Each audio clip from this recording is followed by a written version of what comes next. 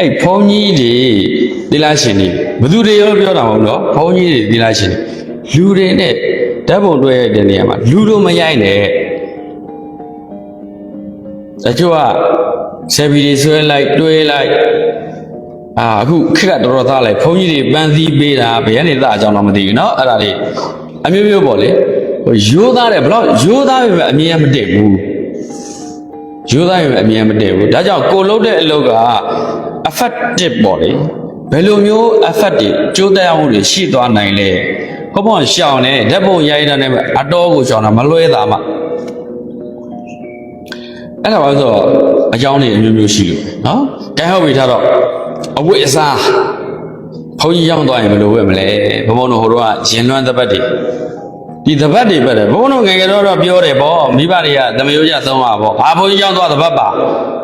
တယ်ဘုန်းကြီးရှိခိုးလေသပတ်ပါသပတ်မပါလဲရပါတယ်တကယ်တမ်းကျတော့